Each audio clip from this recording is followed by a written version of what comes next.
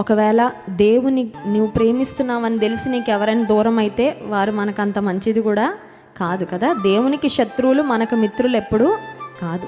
దేవుని ప్రేమించేవారే మనకు స్నేహితులుగా ఉండాలి. దేవుని గణపరిచేవారే మనకు స్నేహితులు. నా దేవుడు వద్దు అనేవారు, నా దేవుడిని ద్వేషించేవారు నాకు అవసరం కూడా లేదు కదండి. మనం పరమత సహనాన్ని గురించి మాట్లాడతాం.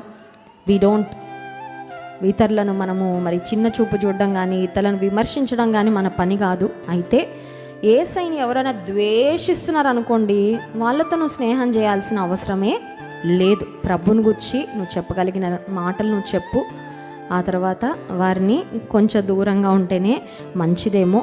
ఒకవేళ దేవుణ్ణి నువ్వు ప్రేమిస్తున్నావని నీతో మాట్లాడడం మానేసినా అది ప్రభు కొరకు నువ్వు పొందుతున్న చిన్న బాధ అని సంతోషించి. ఎందుకంటే ప్రభు కొరకు కొన్నిసార్లు శ్రమను అనుభవించటము గొప్ప ధన్యత, గొప్ప దీవెన, అది ఒక గొప్ప భాగ్యం కూడా ఖచ్చితంగా.